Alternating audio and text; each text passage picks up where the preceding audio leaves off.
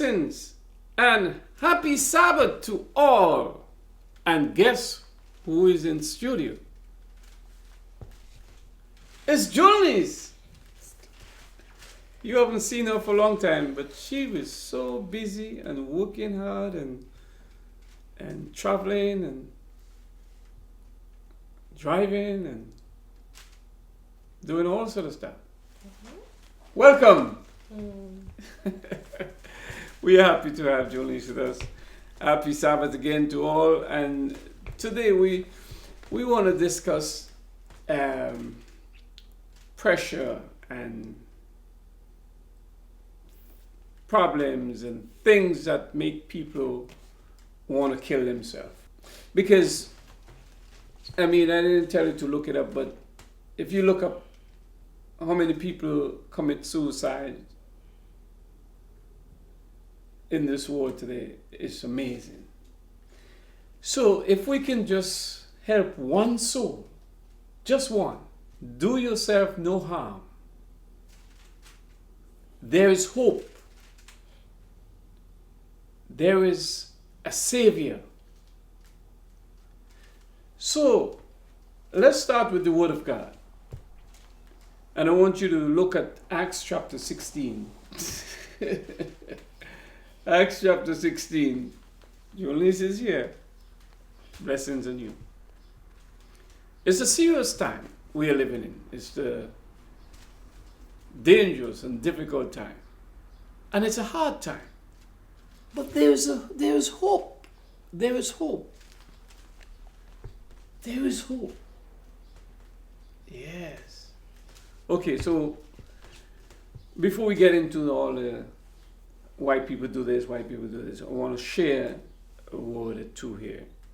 And this story in Acts 16 is in Paul and Silas when they went to prison.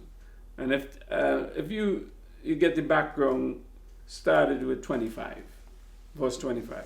Jonice. And at midnight, Paul and Silas prayed. Paul and Silas pray. So prayer is very, very important in the Christian world. Prayer is number one. Okay, go ahead. And sang praises unto God. Mm-hmm. And the prisoners heard them. And suddenly there was a great earthquake, so that the foundation of the prisons were shaken. Right. And immediately all the doors were opened, and everyone's bands were loosed. Were loose, okay? If you're bound with sin, Christ can loose you today. Go ahead. And the keepers of the prison awaking out of his sleep, yes, and seeing the prison door open, he drew out his sword and would have killed himself. So the prisoner, not the prisoner, the keeper of the prison, he wanted to kill himself. Because the prison doors are open and he thought the prisoner supposing that the prisoners had been he supposed the prisoner got away. So he knows that he'd be trouble for him. The folks who are in charge were gonna maybe kill him or crucify him, but he was willing. He wanted to kill himself. Why do you think he wanted to kill himself, Jonas? Well, it says, supposing that the prisoners had fled, he would have been in trouble, and they probably would have killed him, and it probably would have been a lot worse than if he did it himself. Right, but why do he still want to do that when he have a family? He have his children, his wife, and he wanted to kill himself and leave his family? Because they were going to kill him. You think that's a good thing? Why he want to do that? Why do he want? Because they were going to kill him. That's why he wanted to. It's like if someone's going to torture you. Yeah, but what did Paul say? Embarrass you and make it look bad, put you out as an example. His mindset was, I would rather do it myself without giving them the opportunity to do that. That was his mindset. But you think that's selfishness? Self-preservative, probably. Yeah, yes. I mean, selfish. I think because why you wanna? Okay, basically he didn't have the hope. He didn't have the faith and the trust, right? Well, he wasn't Christian. He was Roman. Right, he was. He wasn't Christian. It's a whole different time. It's a Yeah. whole different world. Go ahead, finish up and see what else you say. But Paul cried out with a loud voice, saying, "Do thyself no harm, for we are all here." Right, so Paul is the Christian one. Paul is the one who following God. Paul recognized that God is the one who opened the prison doors for him, but he's telling him, we're all here, don't worry. So Paul was doing right by just telling him, don't kill yourself. So what can we tell people today about, This is your sermon, don't me. yeah, what can we tell people today? That do yourself no harm. Don't kill yourself if there's pressure. Mm-hmm. So, what kind of pressure that people find today? This is your topic. You go ahead. And Yeah, tell well, me. you No, I don't know you nothing have about to- this. Yeah, My mindset don't understand this kind of people. So go ahead. yeah. But do you know why so? Because you know that the world that we're living in, there's so many people who kill themselves. So what encouraging words that can you give to them, so that they don't do themselves no harm? People that are so sad or depressed to the point where they want to kill themselves have a lot more going on in their brain than something that I could blanket over it. You would have to ask them exactly what's going on and hit those individual points. A blanket is not going to cover it. That's why so many people continue to do it. People are like, oh, don't call this number if you need help. Don't kill yourself. Don't hurt yourself. Like, that's something that people say all the time. But that doesn't stop people. The only people that get stopped is if somebody goes and has a conversation with them and asks them, well, what's going on? What can I do to help you? What's hurting your heart? And some of these people are just so lonely. They don't have a parent, they don't have a friend, they have nobody. There's no hope, there's nothing to live for. They feel stuck, they feel lost. They can't afford something. These are all very, very hurtful, demeaning things that can weigh down on somebody. You have no hope. So what me saying that, there's always hope, that doesn't answer that. You have to talk with these people. You have to have individual conversations. You should call somebody, tell them what's going on in your head so they can help you. A Right. blanket's not going to cover that, Daddy. I don't think it does. They need individual help. So the church should be able to do a lot to have programs to help people who are lonely and wanted to commit suicide. I mean, But I don't know. We're not around those type of people. But I don't think those people go around saying that. I think they just do it. I think people that may look perfectly fine one day are gone the next day because they weren't. But you don't know that. I think that's what the scary thing is.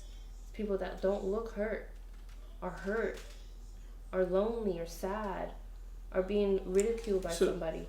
so I believe, so we who know better should be just kind to people. Absolutely. Loving, kind, forgiving, just brace them.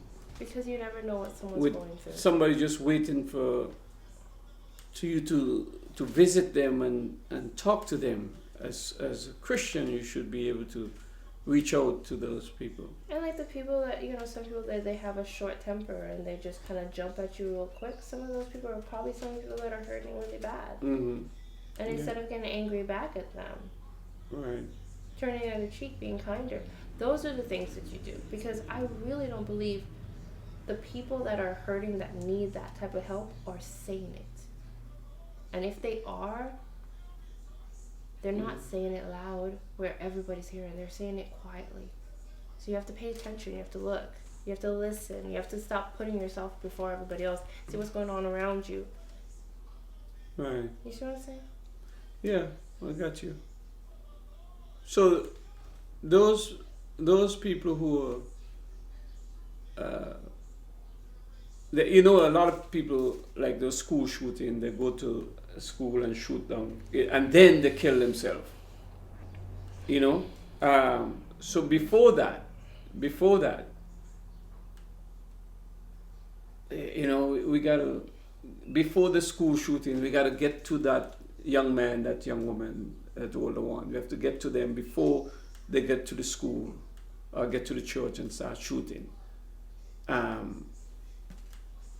You see what I'm saying? You don't know. How Yeah. would you know? There are some signs of these things, like subtle, Mm. but you would have to be really paying attention, and that's why people like stuff like that is a specific mission for certain people. Mm. Like they go into places and they look for these things. They're like signs, but they're not extreme. There are extreme. Don't get me wrong. There are definitely people that literally want people to stop them, like the people that sit on a bridge. Right. They want someone to help them because that's a public spot. Mm-hmm. There's an opportunity for someone to help you. The people that are in the closet somewhere and next thing you know, they're gone.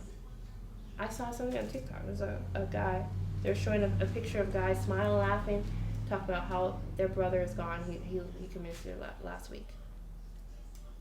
They're Mm-hmm. smiling. You never know.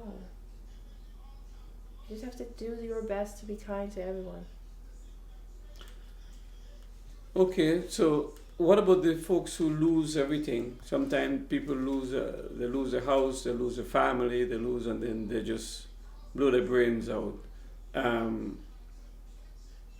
sometimes we have another set of people who steals, and the policemen, had to find them finally, and they can't take it anymore, so they just wipe themselves out because they're embarrassed now, and because they just didn't trust in anybody, didn't trust God or anything, and they just kill themselves because they've been doing wrong for so long, and they realize that they're not changing their life, they're not changing this, they're asking God to help them.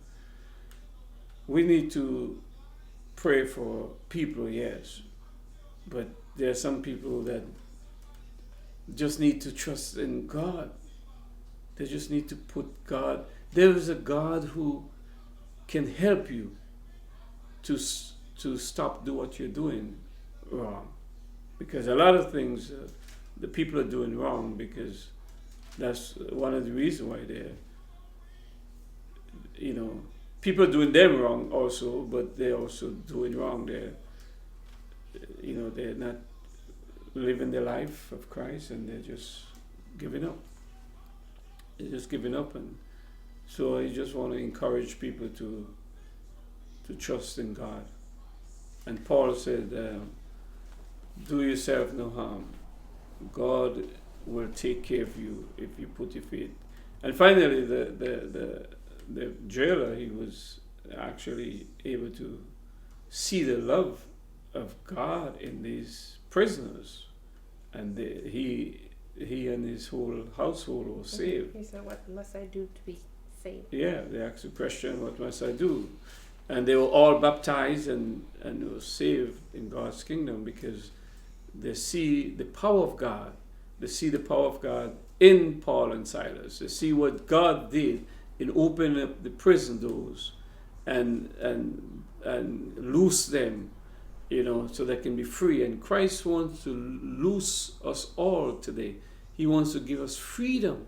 He wants to give us faith, love, joy, peace, long suffering, everything He wants to give us. But we have to make up in our mind to just love Him with all our heart, soul, and mind. Love God and love our human being, our human brothers and sisters, friends and neighbors. So we have to just stop what we're doing. The wrong things that people are doing today. Tell God that you want to stop doing. And Lord, can you help me? You can go and call a church, call a pastor, and say, whatever I've been doing wrong. I want to live for God. I want to trust Him. Help me how I can do it. Help me. How are you? I'm sleepy. Jonas is sleepy. She's tired. So tired. So she's not saying much today. But I want to encourage everyone. to put your faith in the Word. Jesus died to save you. And I want to let you know that if you were the only one on this earth, He would have died for you. He loves you. He cares for you. And it doesn't matter what sin you have committed in the past. He said, bring it to me. I will forgive you. I will give you the power. I will give you the victory that you need so that you can live above sin. I will keep you from falling. I love you with everlasting love. I mean, it's the only blanket you could throw over it, but, you know. What's that? Remember we were saying there's no real blanket? You can throw that blanket. Yeah. There's no guarantee, but that's a good blanket to throw. Yeah, Christ. Because I feel like anybody who's Christian, I think I could be wrong, but I feel like the number of suicides as a Christian, let me go a little deeper. As a Seventh-day Adventist, should be lower, considerably lower, because you have that blanket that you just said. I think the people that don't have the God blanket is the ones that are really, really struggling. Yeah. Okay, so let's trust Him, believe in Him, and there's hope. So, don't kill yourself. Oh, Dad. If you need help, call Do the yourself number. no harm. What is that number? I don't know what the number is, but there's a number you're supposed to call if you need help.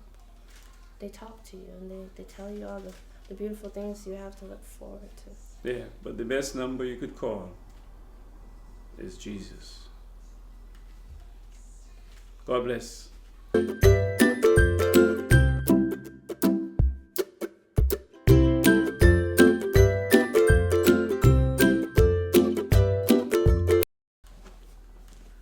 Let's get ready for the next one that I want to do. I want to go sleep. Let's get ready for Blessings. nighttime.